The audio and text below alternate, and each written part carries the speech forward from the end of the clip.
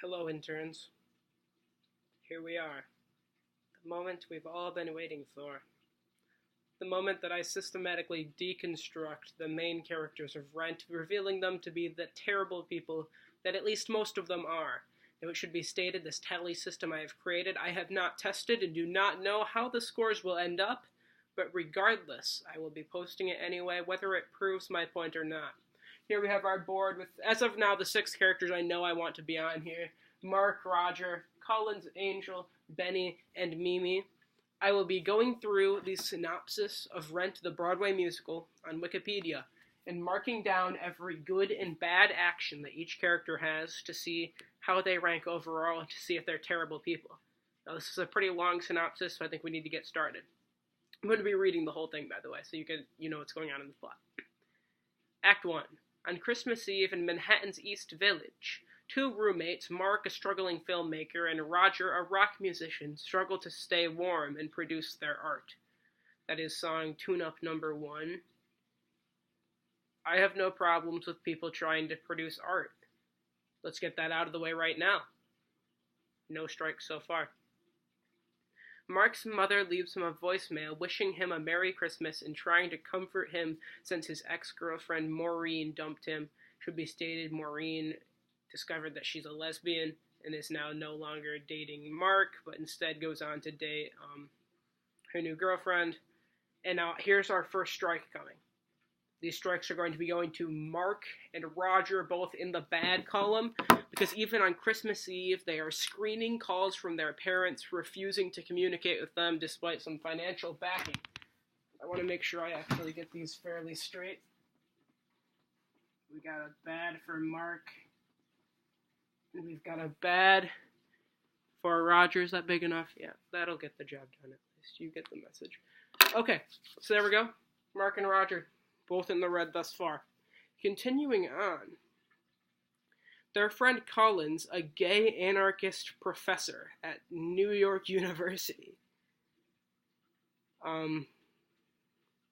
Should I give a strike for being an anarchist professor?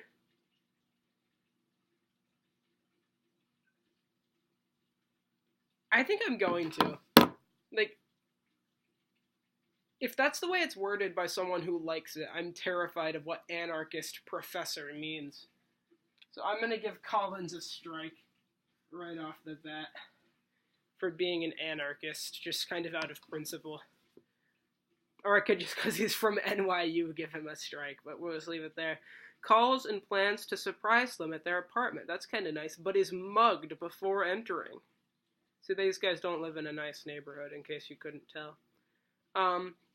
At the same time, Mark and Roger's former roommate and friend Benny, who has since become their harsh new landlord, has reneged on an agreement and now demands last year's rent. Okay. I'm a firm believer that Mark and Roger should have to pay their rent, and we'll get into that later. But Benny did promise them that they didn't have to pay their rent for that year, and he's reneging on that. That goes against morally what you should do, so we're going to give Benny a strike. And Benny, I should be stated, is kind of viewed as the villain for most of the show. So he's already in the bad column. And now demands their rent before shutting down their electrical and power. Okay, I would understand even if he's like, okay, I need that money, I'll give you some time. He just shuts their power down immediately. So that's a jerk move. So we're going to give Benny another strike. Benny is our first character with 2 strikes in the bad column, but that won't last long, as we have, that's tune-up number 2. Now, over to, however, Mark and Roger rebel and resolve not to pay the rent they cannot pay, in which they were promised that wouldn't be a problem. That is the song Rant, which is kind of a banger, I'll admit. But my problem with this is they say, okay, we aren't going to pay last year's rent, I get that. They also insist they're not going to pay this year's rent or next year's rent. They want to live rent-free where they don't have to pay anything to anyone because they're starving artists. Give me a break. Mark and Roger getting strikes. Disappointed to see Roger with 2 strikes already. Roger's okay. I think Mark's the only one I really hate. So now we got 3 people with 2 strikes battling for first place in the strike column. Let's see, what are we... It's lighting really bad. You know what, I don't really care. Let's see, where was I? Yes. Okay, then tune up number 2. Ah! My computer. Okay, I just want to make sure it's still filming. This is going to be a one-take wonder. I'm not editing any of this. I'm sorry. This is going to be a long video. Okay. Meanwhile, Angel, a cross-dressing street drummer, presently out of drag, finds Collins wounded in an alley and tends to him. Here we see Angel, our character that has an ounce of compassion, at least at some points throughout the show, sees a man who was mugged and hurt on the side of the road and helps him. We have our first good tally after only 7 bads. What a roaring start. Okay. Let's see here. You Okay, Honey is that song. The two are immediately attracted to each other, both learning that the other is HIV positive. Okay. I am going to give 2 positive columns here. Not having AIDS doesn't automatically give you a plus column. But these 2 people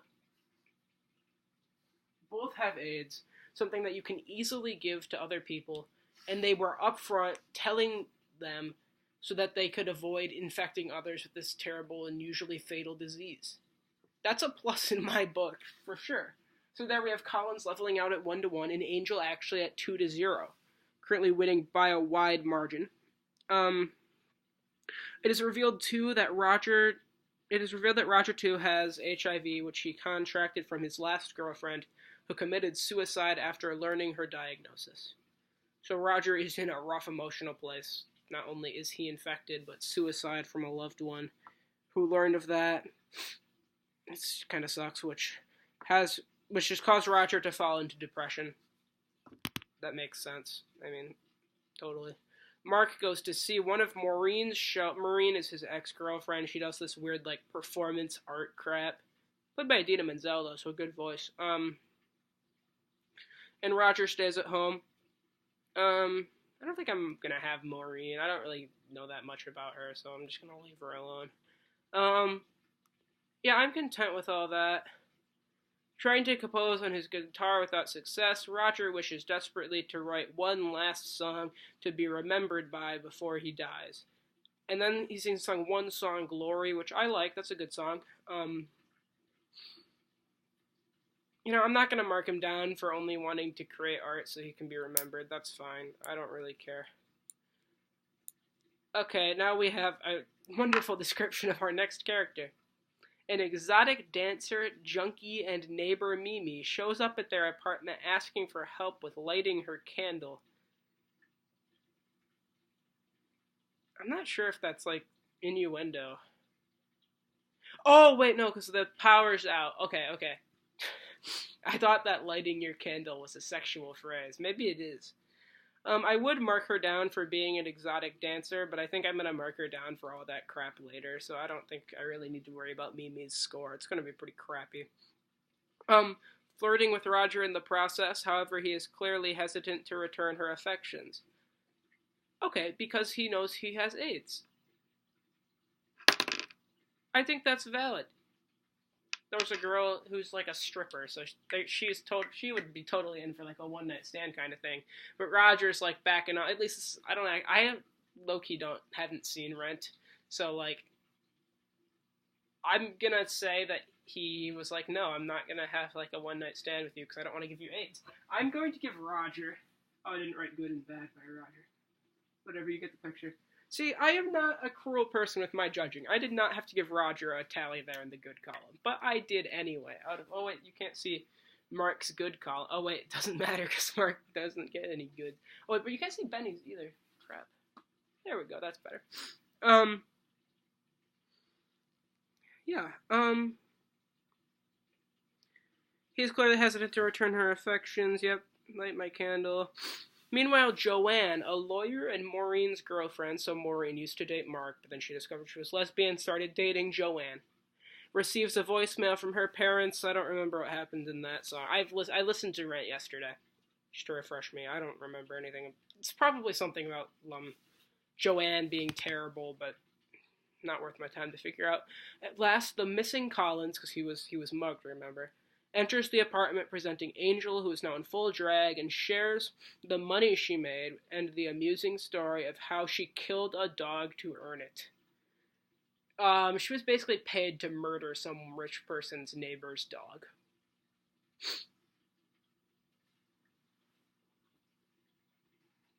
Angel, you're supposed to be the good one in this. I mean, she shares the money with them, but, like, I'm not going to give you a plus for sharing money you murdered some innocent person's dog with. Benny arrives, speaking of Maureen's upcoming protest against his plans to evict the homeless from a lot where he is hoping to build a cyber art studio. So basically,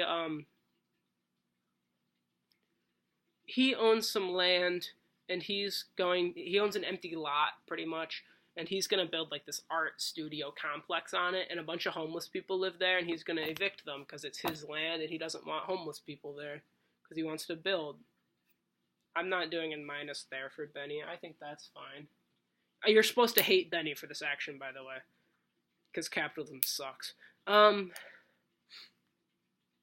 Maureen is protesting that. Benny offers that if they convince Maureen, this is if they convince Mark and Roger, if Mark and Roger convince Maureen to cancel the protest, then Mark and Roger can officially remain rent-free tenants.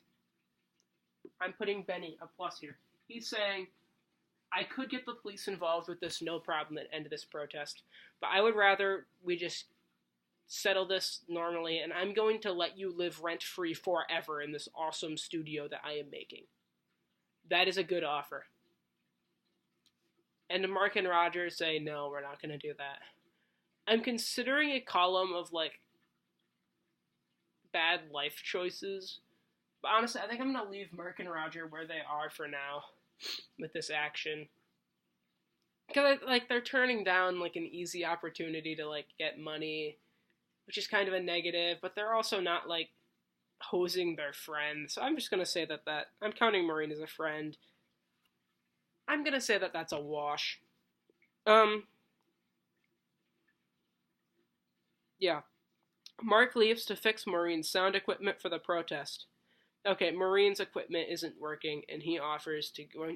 They're like, can you please help us? And he says yes, despite the fact that he was fired. And they broke up. Mark. Good job, buddy. Okay.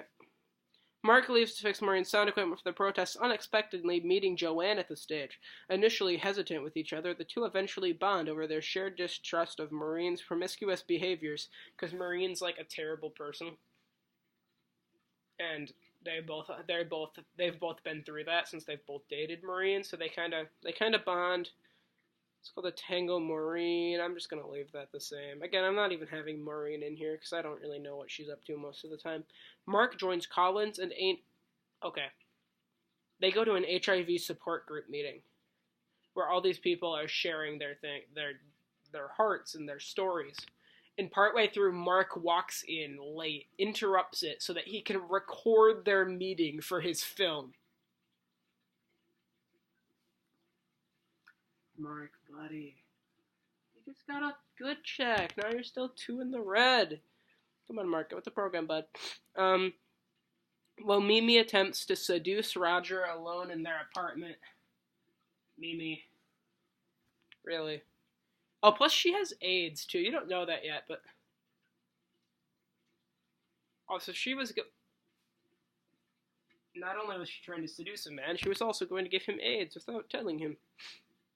That is terrible. Roger is extremely upset by Mimi's intrusion, demanding she leave him alone and resisting any romantic feelings. See, she's coming on to him hard right now, and oh wait, no! Oh, I messed it up! This is a plus for Roger. Okay. That one doesn't count for Mark, okay? I put that in the wrong column. I'm assuming Mark will do something else good along the way, and we'll just count that check as that. But Roger does the right thing by not, still trying to not give other people AIDS, because Roger's a decent person.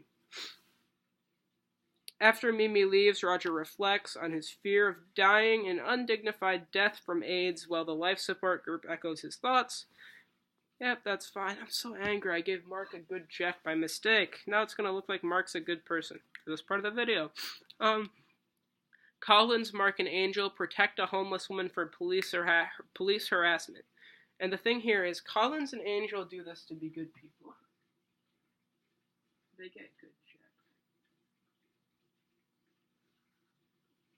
But then the lady gets really pissed off at Mark, because he's clearly only doing this to make himself feel better and to look good for his video.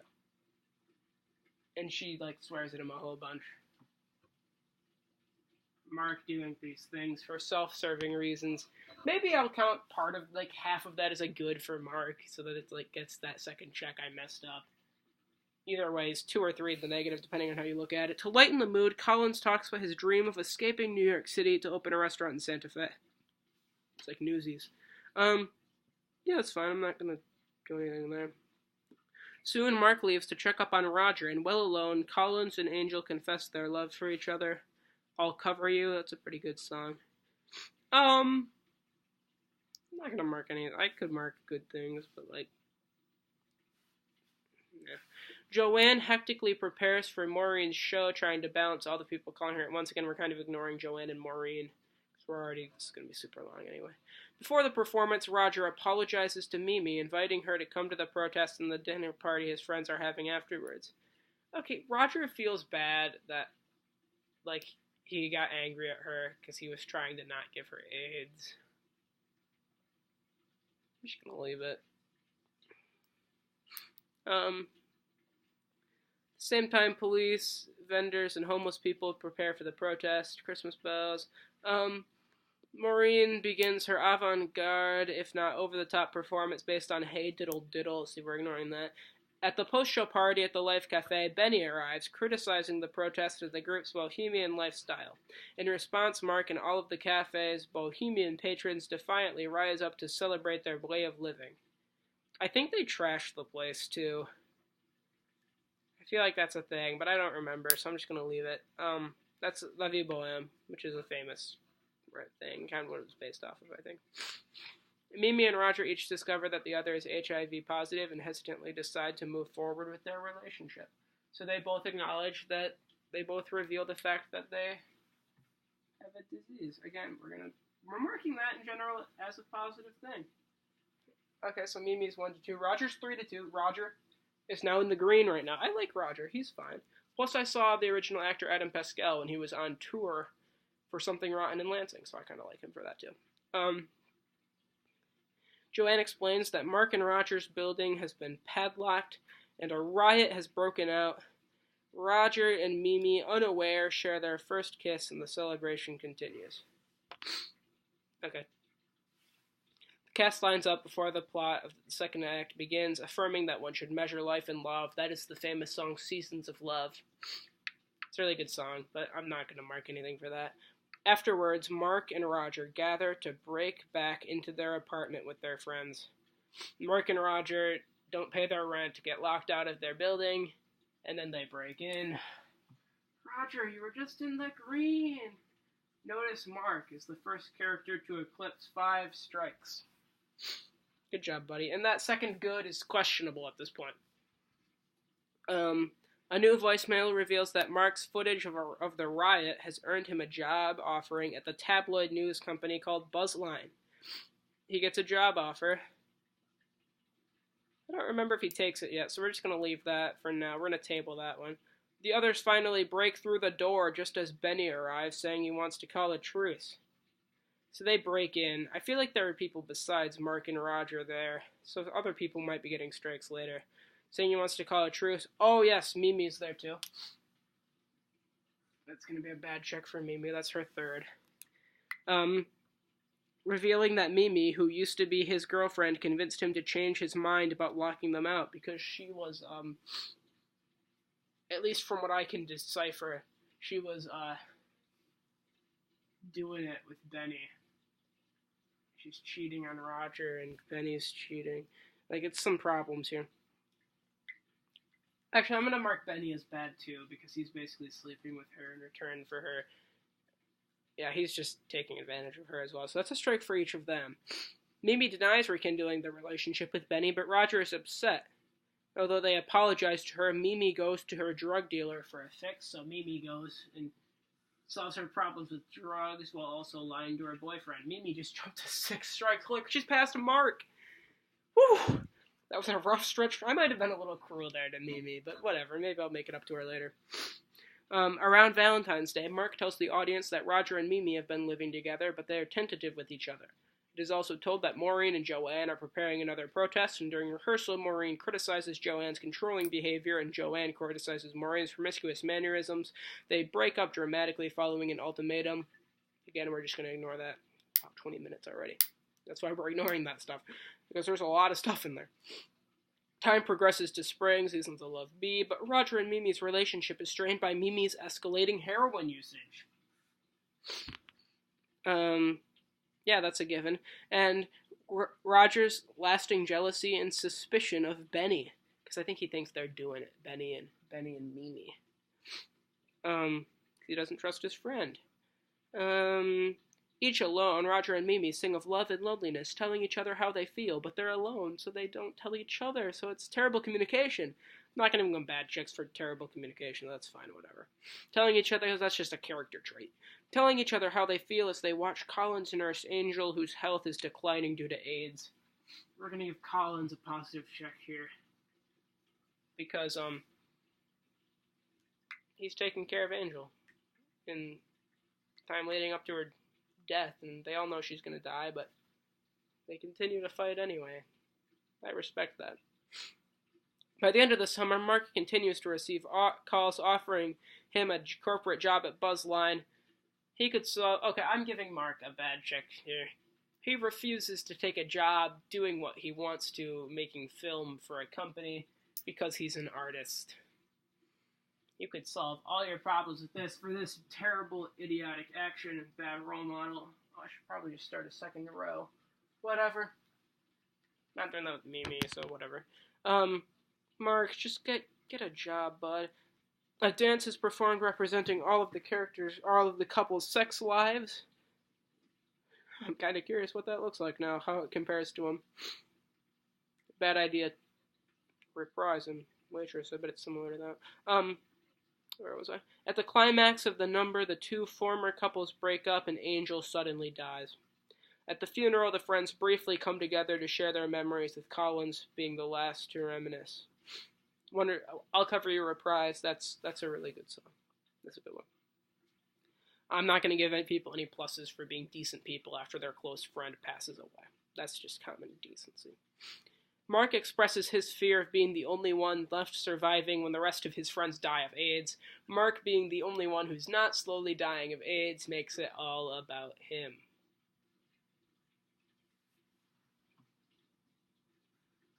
Seventh check for Mark, now tied with Mimi, the druggy stripper.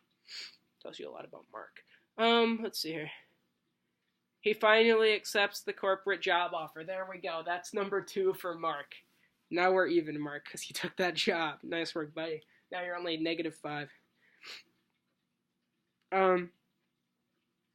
Roger reveals that he is leaving for Santa Fe, which sparks an argument about commitment between him and Mimi. That's fine, I don't really care. I'd leave for Santa Fe, too, if I was in his situation. And, also a fight between Maureen and Joanne, who I thought broke up.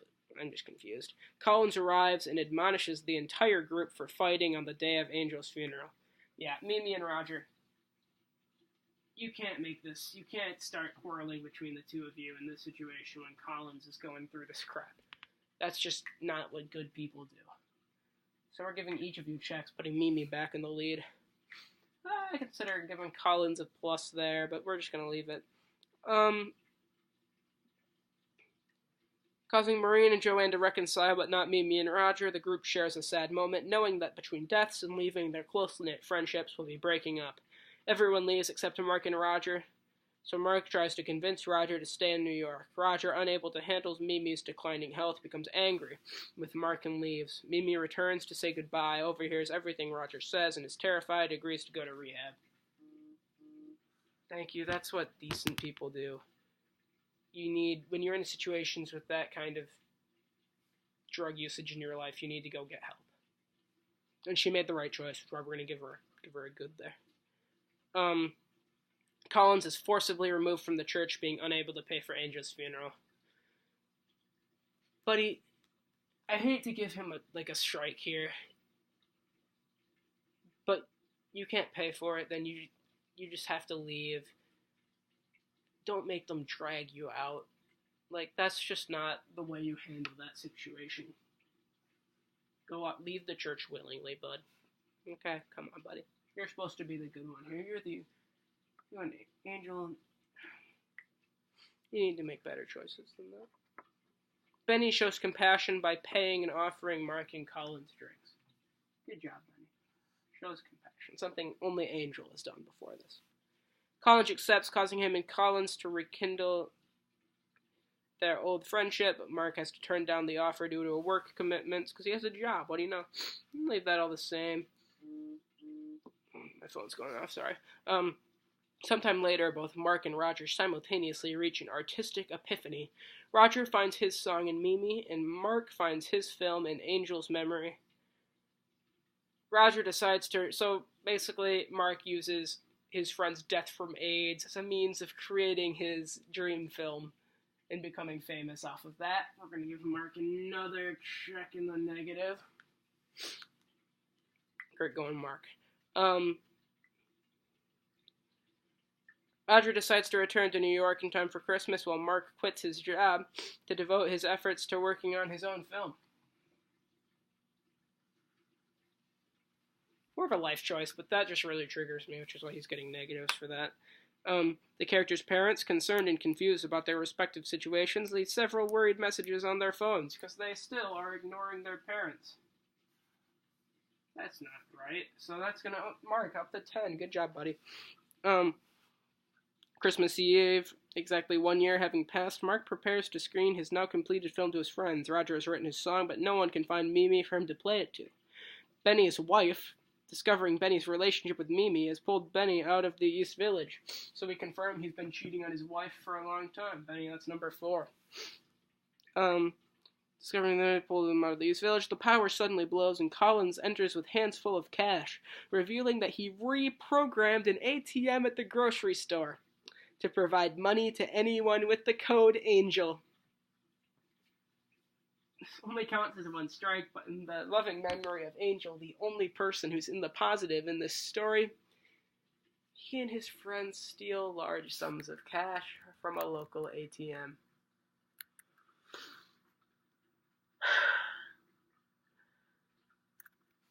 It erases everything good Collins has done up to this point, which is really triggering.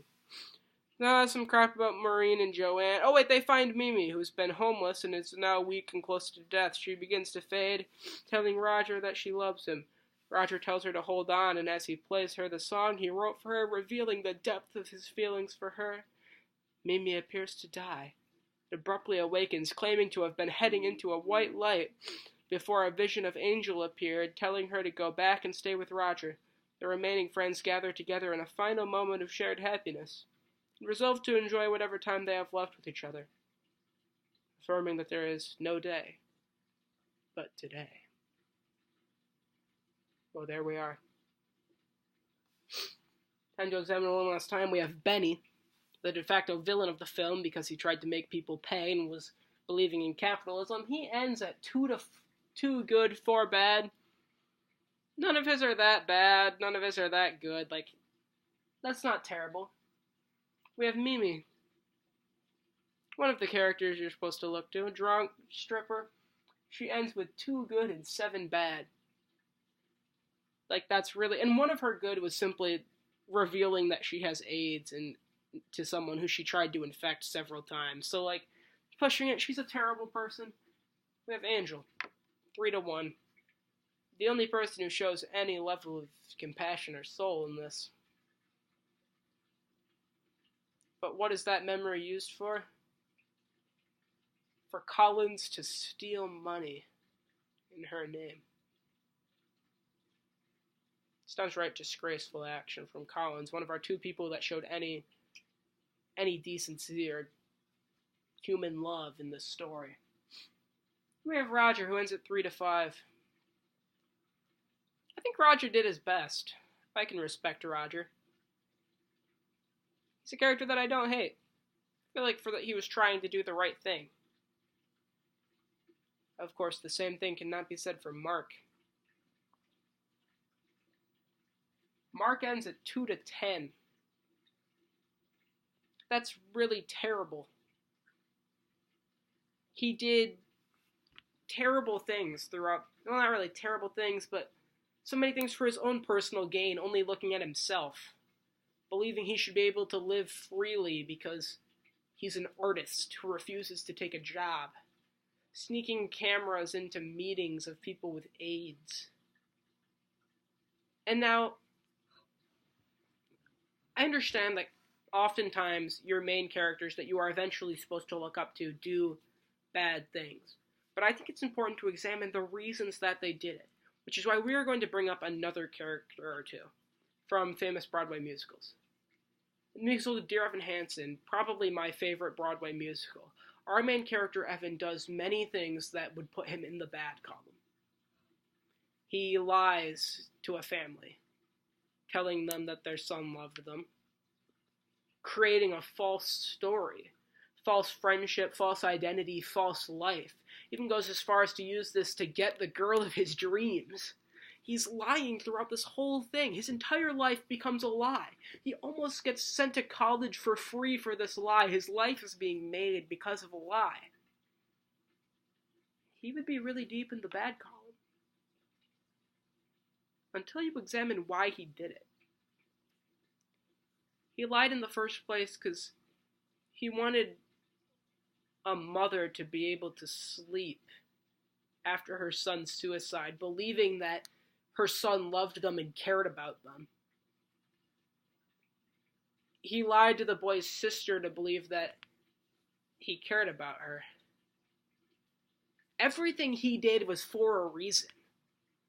And a reason that was trying to help others. It started out just trying to help that family, but it wound up becoming more than that, with him giving hope to thousands, if not millions, of struggling teenagers on the internet across the country. His lies and his failures were not for him, but to try to improve life for others. What was the reasoning for Mark's errors? So that he could become a famous filmmaker. And I think that's a problem. You've got other characters that have flaws. We see in the pretty much biggest Broadway musical of all time at this point, Hamilton. Alexander Hamilton is a flawed individual, especially when he has an affair with his wife. But we see these other things that he did that are good throughout his life. And we also see a level of remorse that we never see out of Mark. Mark isn't even aware of his errors. Alexander Hamilton clearly was, and did his very best to try to rectify his errors. We see none of that from Mark. So in conclusion, even if Rant has some good music, and was timed well with a generation, when we look at these characters that are supposed to be looked at in a positive light, they are no positive role models. The only way I can look at it is a show that glorifies terrible actions by bad to decent people. Thank you, Andrew.